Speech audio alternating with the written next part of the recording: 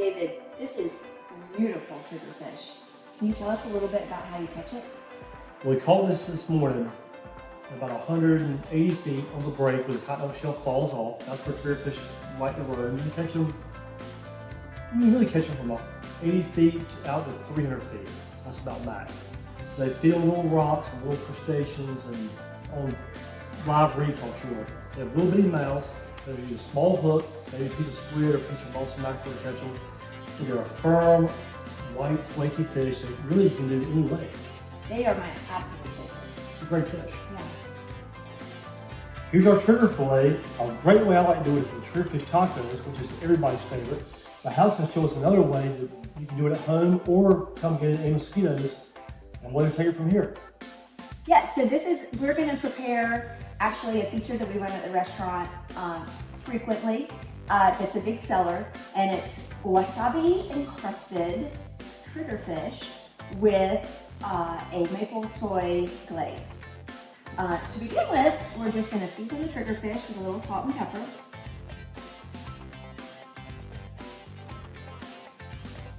That's some serious salt, Alex. Well, Is that sea salt? that's kosher salt. Okay, so and then next what we're gonna do is we're gonna make up a little wasabi mayonnaise. I've already just blended a little wasabi powder with some water. And when I'm making wasabi mayonnaise, I like to make the wasabi mixture a little thinner than you would if you were just whipping up wasabi. It makes it easier to stir into the mayonnaise. Does the mayonnaise thicken it up? Oh, well, the mayonnaise is thick and the wasabi is thin, and then they just come together. But it's a lot easier to stir together if the wasabi is thin than if it's really thick like that. And this is something you just eyeball and do to taste. You don't really want to get a ton of heat from the wasabi, but you want to get the flavor of it. And if you end up with a light green mayonnaise and a little bit of heat, then that's just what you're looking for. Looks pretty simple. It is. All right, so now that we've made our wasabi mayonnaise, we're going to just spread a little bit on top of the seasoned fish.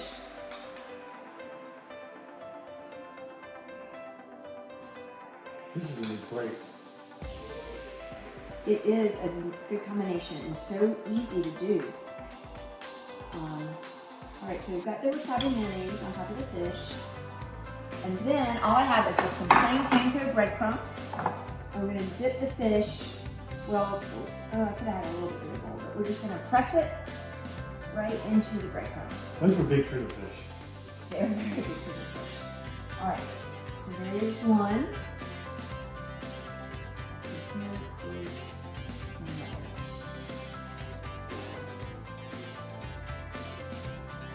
All right, so there is your crunchy wasabi crust. Beautiful. I cook fish all the time, but I struggle making sauces. Halleck is going to show us how to make a great sauce for our triggerfish. That's right, David. This is so simple you won't believe it. We're going to make maple soy glaze. And we're going to start out with a half cup of low sodium soy sauce.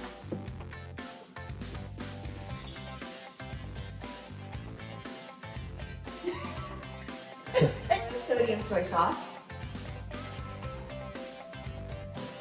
That's a half cup.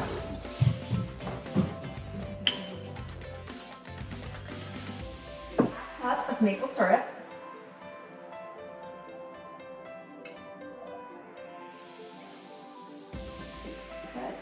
And 1 cup of water. So now we're just going to put that on the stove. What temperature, Halleck? Well, high to start with is fine, or just medium high. We're going to bring it to a boil and let it simmer. We're going to reduce it just by a little bit until the flavors become more pronounced. While our sauce is coming to a boil, we're going to make a cornstarch slurry. That is just cornstarch mixed with a little bit of water. You could use equal parts or just enough water to turn this into a thick liquid. Maybe a little cornstarch.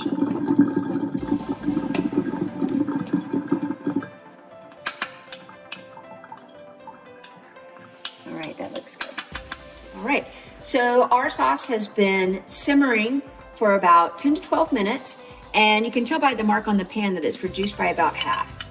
Now we're going to take our cornstarch slurry and pour a little in. Just start with a little bit at first because you can't take it out. And it takes a minute. Once the cornstarch slurry comes to a boil, it will thicken your sauce. So we'll give it just a minute to come back. Here are our crunchy, wasabi, encrusted trigger fish, ready to go in the pan. Alex will show us how to cook it. All right, so we have a saute pan here on the heat, and it's hot to the touch. We're gonna add some olive oil and give it a minute to warm up. When you see a ripple in your oil, that means it's ready to go. I learned something. We're not quite there yet. That's pretty cool. Yeah. Just a minute more. David, do you see the ripple? I do. All right. You can always give it a little tester by just going. Not quite there. I didn't think I saw the ripple yet. It won't be long. I saw a small one. A small one. Okay, so this is after this cornstarch slurry is in the sauce and it's come back to a simmer, and it's looking pretty good. It's looking a little bit syrupy. It clings to your spoon. I think I want to put just a little bit more in there though. Just a little bit, just to make it a little bit thicker. Just like that. Perfect. We will let that come to a simmer and then we'll be ready to saute our fish. All right, the oil is ready. We're going to lay the fish down breadcrumb side first.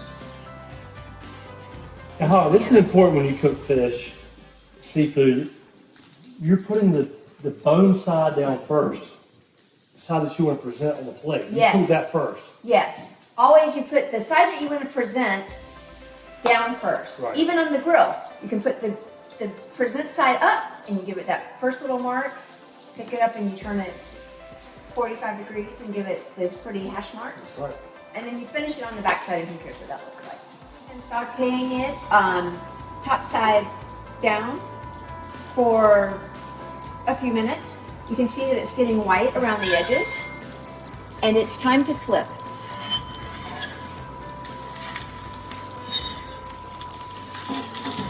Perfect. Oh, beautiful. Great. Okay, so our fish has been flipped and it's just firm to the touch, a little bit spongy, which is how you want it. You don't want to cook it all the way done in the pan because it's going to continue to cook a little bit more after you take it out. There you go. Here it is, a beautiful piece of trigger fish. You can get at Blue Ocean Market, or you can come into Amos Mosquitoes and get it right now. Hal's going to tell you about just finishing it off right here to eat. All right, so we're just presenting it tonight with a little steamed jasmine rice and sauteed squash and carrots. We're going to ladle a little bit of our maple soy glaze right on top of the fish. And that is it. Easy peasy. Looks great. During these tough times, the coronavirus, we all have to eat. On behalf of Blue Ocean Market and Amos Mosquitoes Restaurant, Blue Ocean Market, David and Heidi Tucker, and Amos Mosquitoes, Halleck Howard, Sandy Howard, Pam Cooper, and Dave Brumley, we thank you for all your support during these tough times. Please come see us and be safe. Eat up, kids. Yeah!